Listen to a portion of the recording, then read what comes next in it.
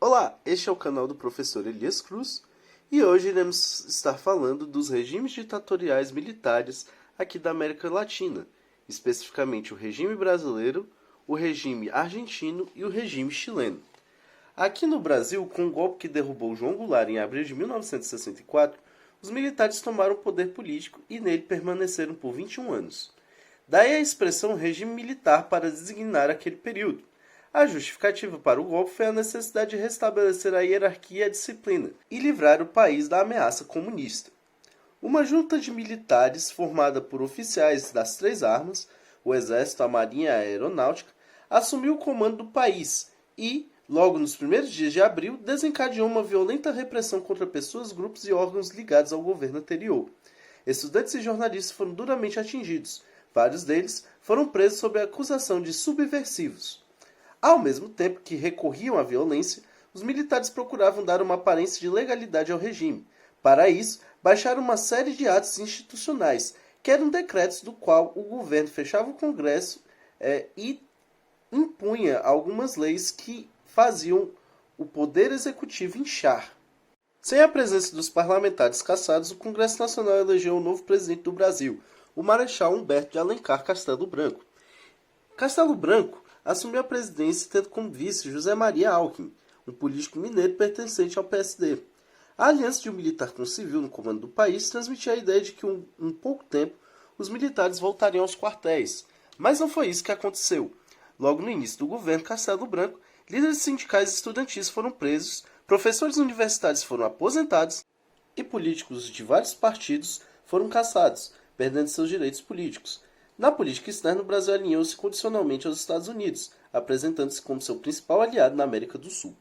Com o general Costa e Silva, os militares da linha dura chegaram ao poder e redobraram a repressão, mas a luta contra o regime militar também se intensificou.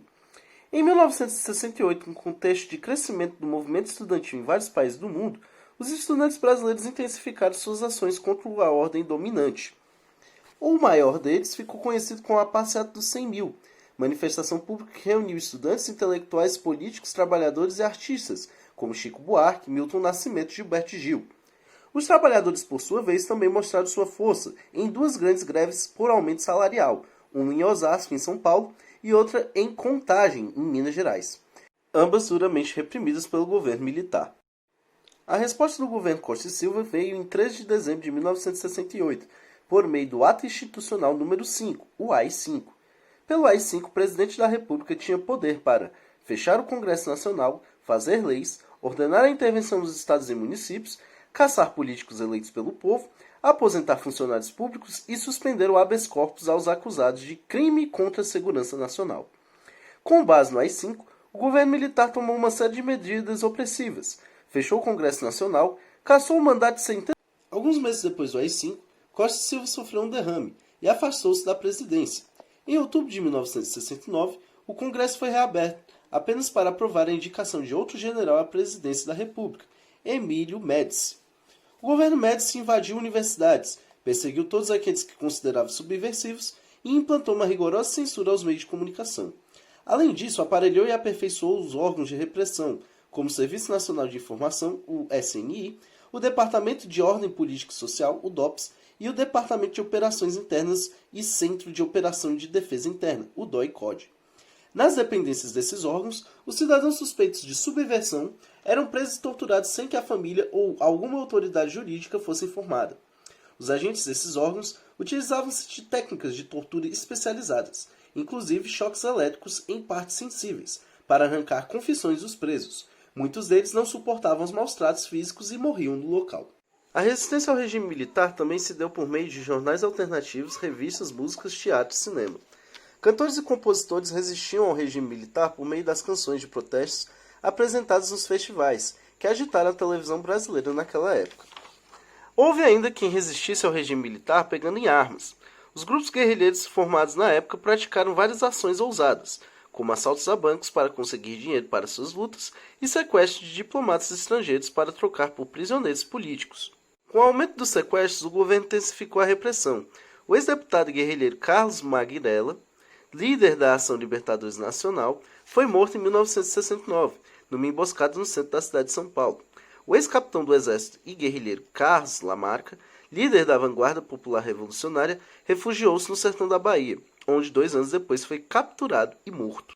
Além da violência, o governo Médici usou também a propaganda de massa, veiculando insistentemente slogans como "Ninguém mais segura esse país" e "Brasil, ame ou deixe". O próprio presidente se apresentava como um homem do povo, apaixonado por futebol e torcedor número 1 da seleção brasileira. Seu governo fez uso político da conquista do tricampeonato de futebol pela seleção canarinha na Copa do Mundo de 1970. A vitória do Brasil no futebol foi apresentada pelo governo Médici como mais uma conquista de seu governo.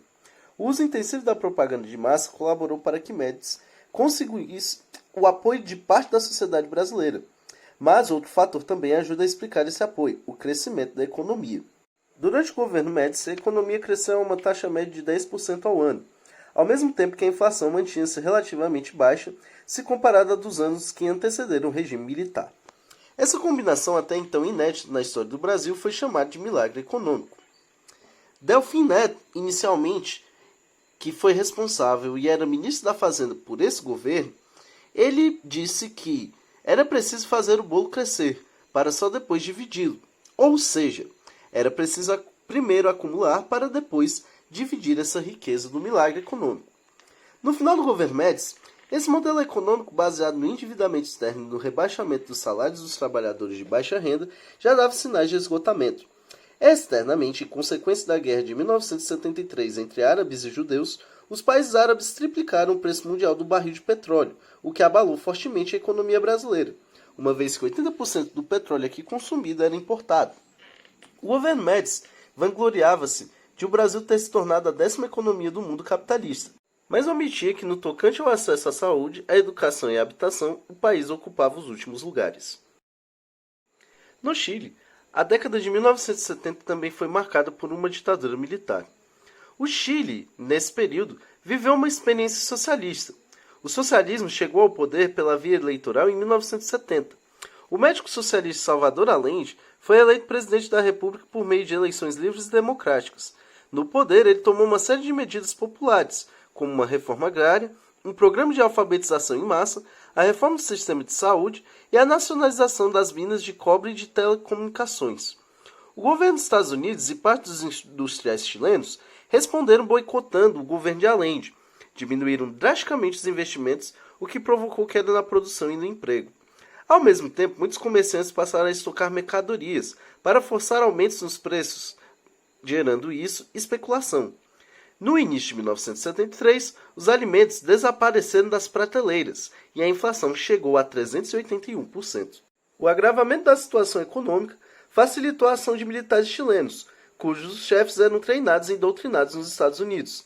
Em 11 de setembro de 1973, com apoio norte-americano, forças militares chilenas invadiram o Palácio de la Moneda e derrubaram Allende, colocando em seu lugar o general Augusto Pinochet, que impôs ao Chile uma brutal ditadura durante quase 17 anos. Já na Argentina, ao longo do século XX, o governo argentino e o país ficaram marcados por diversos golpes militares. Dentre eles, o mais conhecido foi o regime que durou de 1976 a 1983, período esse que ficou conhecido como a última ditadura argentina, que teve início por meio de um golpe de Estado, em 24 de março de 1976, o qual depois a então presidenta da República, Maria Estela Martínez, de Perón, também conhecida como Isabelita Perón. No período que vigorou o autodenominado Processo de Reorganização Nacional, uma junta militar composta pelas 3 armas das Forças Armadas, o Exército, a Marinha e a Aeronáutica, assumiu o poder e, em seguida ao golpe, indicou o general Jorge Rafael Videla para presidir o país.